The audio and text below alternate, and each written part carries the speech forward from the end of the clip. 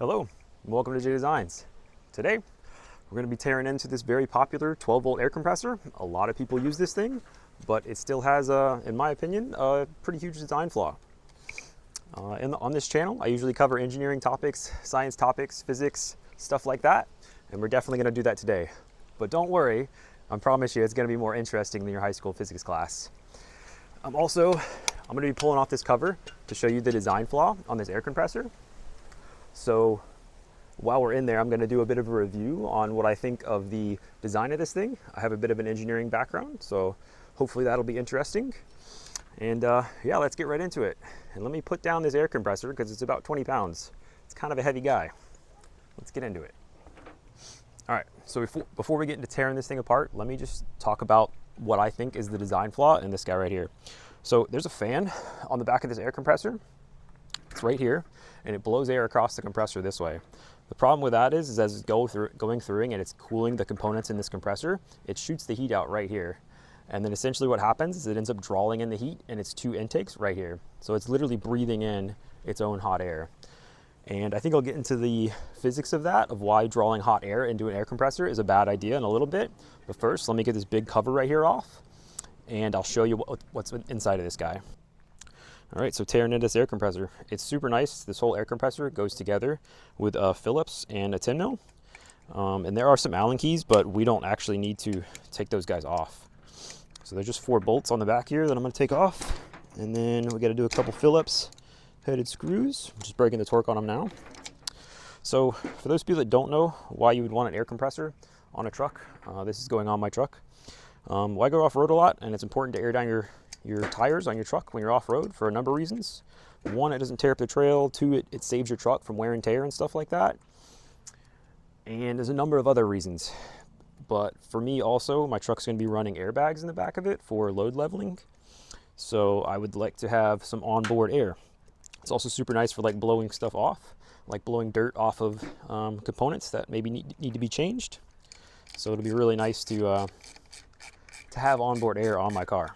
Also, if we're changing like a flat tire or something like that, like I'm helping somebody else out, or even if I get a flat, it'd be really good to air them up, you know, and that's like a non-off-road scenario. There it goes, it slipped out. Sweet. So that guy comes off. There's a ton of cat fur in here because this compressor's been, I've had this compressor for almost 2 years, and it hasn't gone on the truck yet because of life things. That's always fun. But anyways, we got that top cover off here. And now you can kind of see the internals. Let me get you in closer, and then I'll explain that problem to you. So these are the little bolts I just pulled off to get that cover off. That's right there. Hot tip when you're working on stuff and you put your fasteners down, kind of like that, because that just fell under the compressor. Make sure and put the bolts back into the holes, because that way they can't go anywhere. And then you know where those bolts go too. Like if it's the same bolt, a different length, if you just put them back in the hole, you'll know which one goes where. Right, so now that I've got this cover off of the compressor, you can see why this thing's called an ARB twin. There's literally one compressor motor here and one compressor here. Here's the 2 pistons. This guy right here is an ARB single. This is literally just one of these on each side of the compressor. And by the way, I've had this guy mounted on a truck for 2-3 years, something like that, and it's been flawless. Also, I know I'm saying this thing has a huge design flaw, but a lot of people use these things. And like I said at the beginning of the video, this is one of the fastest 12-volt air compressors money can buy. So what I'm saying is it's not that bad of a compressor. But let me show you what I think is its huge design flaw. So talking about the heat flow, again, there's a fan at the back here. I just pulled this part off, and the fan flows this way. So the first thing the fan does is it cools these 2 relays here and a pressure switch. The reason why it needs to cool the electronics first is because you pretty much don't want any electronics to get hot. As electronics get hot, their electrical resistance goes up, and then it requires more amperage to drive them, to essentially drive the same electronics. The next thing that fan cools is a manifold right here. So the point of a manifold is just to join these two pistons together, or the 2 compressors. And then after it cools that manifold, it goes and it cools these 2 pistons here. We obviously got to keep the pistons cool, because if they overheat, you'll start melting the piston ring in there. So again, it's cooling all of those components. It cools the electronics, it cools the manifold, and then it cools these 2 pistons, and then the air shoots out right here. The problem with that is there's your 2 inlets right here. If that's not completely evident why that's important, we'll get into the science and the physics of that. Let me take you inside the garage and I'll do a bit of an example for you. So you may already know that hot air is a bad thing inside of an engine, or in this case, inside of an air compressor. But in order to explain it to you, and essentially as a proof, I'm going to go in and I'm going to explain what heat is at a molecular level. I know it's a big word, but stay with me. So we're going to use these little bolts here. Grade 8 fasteners, by the way. If you didn't know, these guys are they're a stronger alloy of steel, and then this gold finish is a really good galvanizing coating that prevents them from rusting. But anyways, back to the our air molecules here. These are going to represent air molecules in our scenario here. And first, I'm going to explain what heat is at a molecular level. And then we'll use this pressure reservoir and the one that just fell out of screen there to explain why you don't want hot air in your tires, in airbags, or in your air compressor at all. All right, so looking at two individual air molecules here, represented as these bolts again, I'm going to quickly explain what heat is down at a molecular level. So essentially what heat is an air molecule. If something has no heat, it's a completely still molecule. So the air molecule is essentially not moving. This heat works the same way in anything, like a piece of steel, for example. It works the exact same way. But anyways, when a molecule gets hot, essentially what happens is it jiggles in place. If it's something that's a solid, like in a piece of steel, that air molecule jiggles in place. It doesn't break its bonds with other steel molecules. They essentially just jiggle and they stress those bonds. But now when we're talking about a gas like air or something like that, as an individual air molecule gets hotter, it moves around a lot more essentially. Again, we're looking at things in a molecular level here. And if air is in something like a pressure vessel, which is represented by these cards here, essentially the air molecule is going to bounce around inside of that pressure vessel. And that's actually what generates your pressure here. So now let's move on to two different pressure vessels, one being cold and one being hot. Again, that's the flaw with this air compressor, is it's putting hot air into your pressure vessel, whatever that is, an airbag, a tire, anything. So now that we know what heat is down at a molecular level, let's look at two different pressure vessels here. One that's been charged with cold air and one that's been charged with hot air. Again, both of these guys are at the same 30 psi. The issue becomes is that since this one was charged with hot air, and as you can see, there's fewer air molecules in here, and there's a ton of them in this one. Again, there's fewer air molecules because these ones are much more energetic because they're hot and they're bouncing around in this pressure vessel, and they're still achieving the same pressure, but because they're hot, what ends up happening is this one will cool down, and as it cools down, the pressure essentially is going to cool to room temperature, which we'll say this one's at. As it cools down, this one's actually going to drop in pressure. So that's essentially why you don't want to be taking in hot air into an air compressor. So if anyone was wondering what governs this interaction and why things happen like this, it's this equation right here. Yeah, go to engineering school and you'll get thousands of equations literally burned into your head. It's okay, it's a good thing. Okay, look, I know you're scared about math, but if you've ever watched an engineering explain video, this is pretty much the same thing. Not really. I have no idea what I'm doing. But I do know what I'm talking about. This is real stuff, I promise. I know we're talking about math, and this looks maybe scary because it's all letters and there's no numbers, but essentially it's two numbers multiplied together on this side and three numbers multiplied together on this side here. It's not that complicated, I promise. So explaining what everything is, this is pressure right here, this is volume, this is obviously an equal sign, everyone knows what that is, hopefully. This is just representing the number of molecules, so in our case this is air molecules. R is a constant that changes depending on what gas you're working with. So if you're working with air, in this case, there's a different R. And then if I work with maybe argon or CO2, you'd have a different R constant. And then this guy here is temperature. That's the one that's changing in our scenario. So we have, pressure's changing as well. So we have a volume, which is represented by, I know these are surface areas, but that's just to make it simple. Volume is three-dimensional, a surface area is two-dimensional, like these cards. The volume is constant because our pressure vessels are exactly the same size. In here is the number of molecules. That's going to be held constant as well because we've only put so many air molecules into this pressure vessel. And then we're not interrupting or letting air in or out of the pressure vessel. So N is also constant. Again, R is a constant that's set depending on what gas you're working with, and temperature is changing. So the only two that are changing are temperature and pressure here. So now looking at this, again, this one's hot, so it's got a high temperature, and its pressure is the same because we've charged it with an air compressor and we've checked it with a gauge. So now what happens is this one's going to start cooling off because it's at room temperature, and this one that's a lot cooler is already at room temperature. So as the temperature falls, because both of these are equal to each other, the pressure also has to fall. And again, the rest of these are constant, so they don't change anything in this equation. But essentially, that's what governs what I'm talking about here. All right, so I hope I didn't lose too many people on that little explainer. I'm super nerdy and I enjoy that stuff, and I hope you did too. I know I said I'd cover what I think about this air compressor and the way it's designed, so let's go over that now. So here's the fan. This is where all the power cords come in, and this is a bit of an interesting thing that I found when I was messing with the wiring harness on this guy. So there's 3 wires here, black, purple, and red, but it's interesting because the red one actually goes to nothing, but ARB decided to leave it on there. Now that obviously adds a teensy little bit of cost, but there's thousands of units sold on this thing, so say that wires maybe a cent, that ends up being quite a lot of money. It's interesting they left it there, but it is really nice to see. So here's the corresponding connector right here, and you'll see just black and purple, and also that red wire that's on this guy is not on the wiring diagram. But it is really nice to see that ARB actually went in. Hopefully you can see that. There's a little a little pin in there that's essentially blanking out that side, so the red wire goes to nothing on the other end of this connector. And by the way, this is not how ARB wiring harness comes. I'm actually splicing this into my own wiring on the truck. But it's nice to see that pin in there, because if that little pin that blanks out that red wire that it corresponds to the other side wasn't there, you get water ingress into these connectors. Over time, of course, it'd be extremely slow. But essentially when you're getting water in there and other debris, it's going to start to, well, I guess if the galvanization isn't that good on these connectors, it would start to corrode those connectors, and then the resistance would go up over time in these wires, and eventually it would blow the fuse.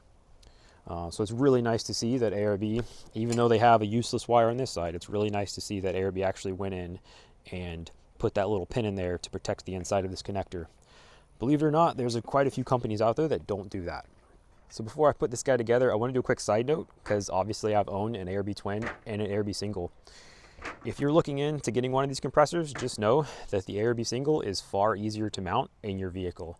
Obviously this is physically bigger, but this guy right here is super modular. I don't have anything loose right now, but this part right here can be clocked around this body, and then this thing too can be twisted so that your air connection, and it's just way easier to find different ways to mount this guy in an engine bay or in your interior, pretty much anywhere you want to put it. It is way easier to mount this than it is to mount this, because this big ARB twin has absolutely no way that it bends around like this guy does. It is actually, the two twin compressors are fixed by this big thick metal plate on the bottom of them, and you can't clock it around at all. So despite this thing's big design flaw, it's really not all that big, to be honest with you. There are some nice things in this ARB twin. So obviously it's got an integrated pressure switch. On the ARB single, it just threads into the side. So it's really nice to see that this one is integrated right into the body. Other really cool engineering things is these pistons. There is a ton of surface area on these pistons. So when you're trying to cool something, you want a lot of surface area.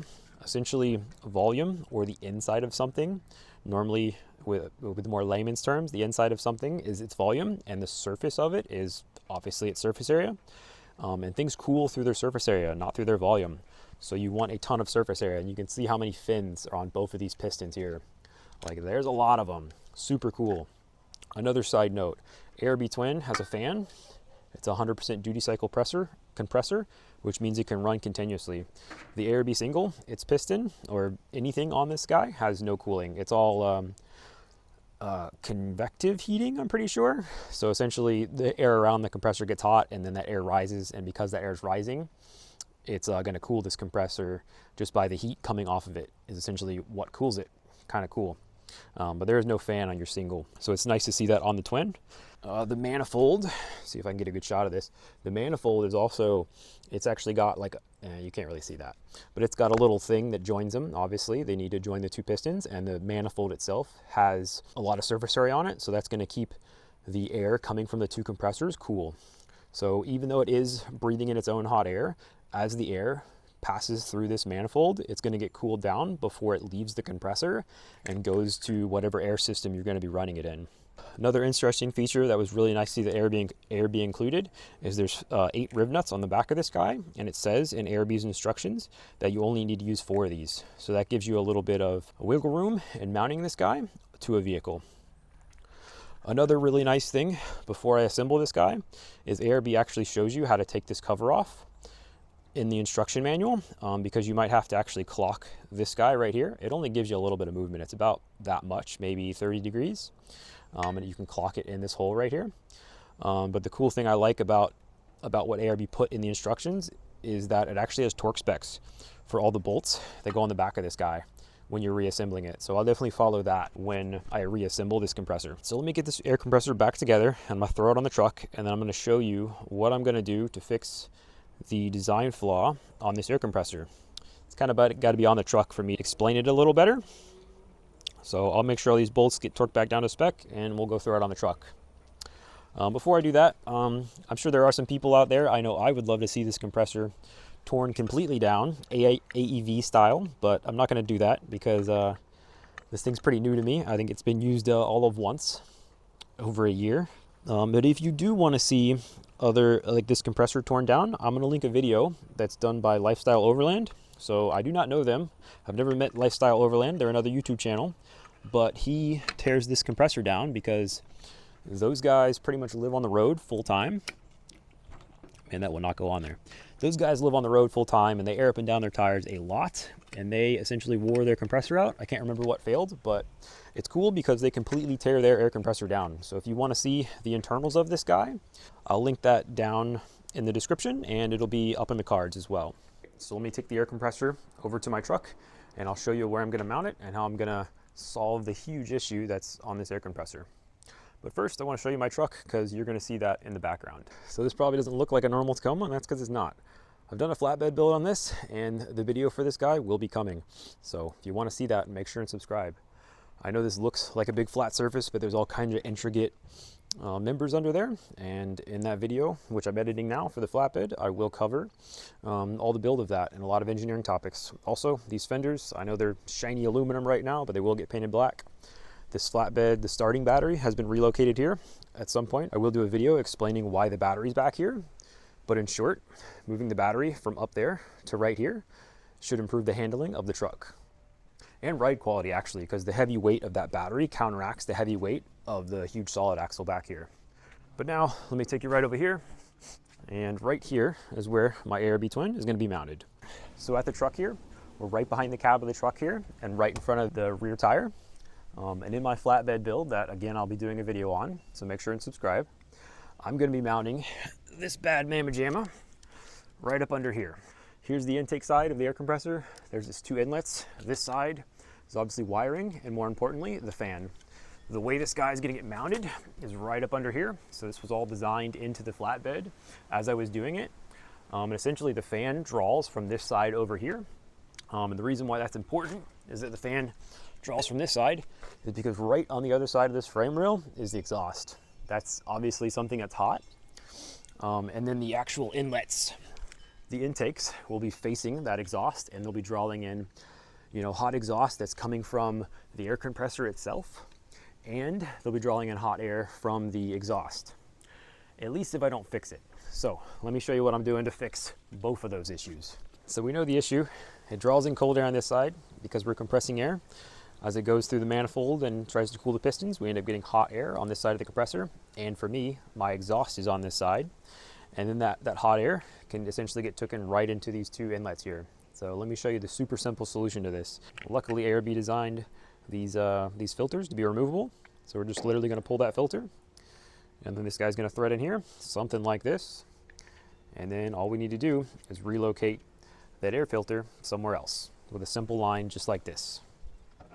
So now, relating this back to the flatbed build, obviously this guy's not done yet. Flatbed build did take about 3 months to get to this point, but yeah, I'm not done. So the air compressor is going to mount right under this little wing here that's kind of blocked by this fender, but there's going to get a big rack that's going to go up this cab, and it's going to have 3 lights on each side, maybe 4. It's going to go up like this. It's going to cover the rear window, and it'll also act as the kind of backstop for the bed. But anyways, we can run that big line right there, pretty much wherever I want on that rack. It's going to be about right here. I want it about that high and not on the back, not just on the other side of the air compressor, the cold side of the air compressor. I want it right there because that's going to get it a bit higher for doing like water crossings or anything like that. So that's pretty much the super simple solution to get the air inlet far away from the hot side of the air compressor. Couldn't really be much simpler than that. So for this part of the video, that's pretty much it. I'm going to cover a couple other things that I'll be doing in the future of this channel. So if all you came for was just to see the big design flaw and how to fix the design flaw of this air compressor, then you're done here. Now, to be totally honest with you, is it a big deal that this air compressor's pulling in cold air here, heating it up, and then sucking it into its intake? Honestly, that's not that big of a deal. A lot of people take these air compressors and they mount them under the hood of their truck, stuff like that, and it's super hot in that environment, obviously, so it's letting in all kinds of hot air. When you're filling up something like a tire, it's a pretty big volume of air. So when that tire cools down, it's not going to equate to a really big pressure change in that tire. My truck has airbags on it. They're about this big and about that big in diameter. A little volume like that being hot and cooling down, that would most likely equate to a bigger change in PSI in that airbag. So in short, I knew this ARB twin had this, I guess, design flaw in it, and I still bought it. A lot of people use these things. They're good air compressors. Most people don't relocate the intakes. It's really not that big of a deal.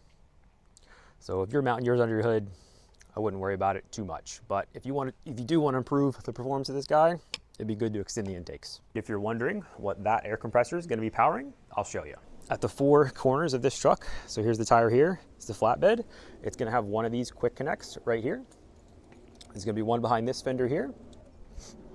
And then all the way at the front of the truck, I'm going to have a little hole right here, and there's going to be another quick connect here. And on the other side of the truck, it'll be mirrored. And then from that quick connection, we're going to hook one of these. So this is it's going to be a short, about 2 foot long line of hose, and it's going to go from that quick connect to the Schrader valve on the tire.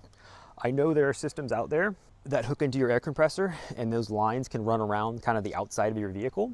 But I'm going to actually hard mount all those lines on the vehicle, so we don't have like 30 feet of line that's going to get dirty because it's laying on the ground. And then you have to coil that 30 feet of line back up like a freaking Medusa's head or something like that and put it back in your truck.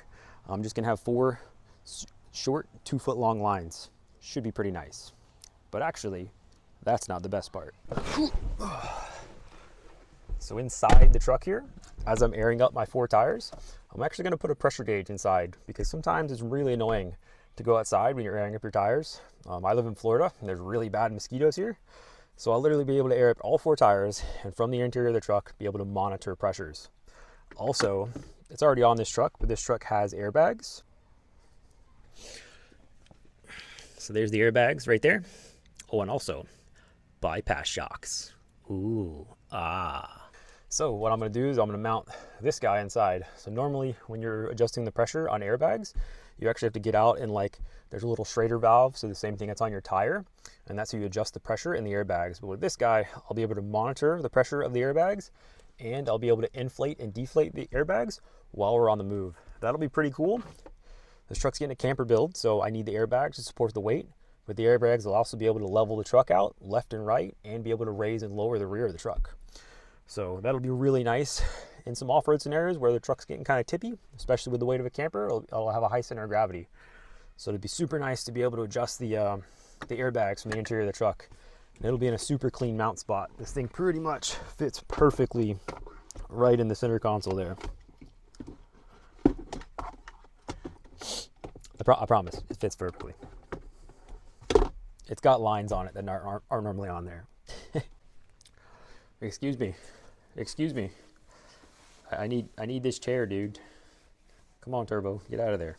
I need this. Cat, I'm not trying to play with you. I'm trying to sit.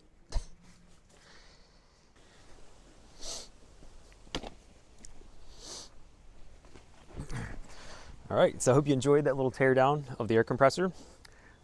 There's definitely a lot to come for this truck. Obviously, as you can see, there's been a complete flatbed build.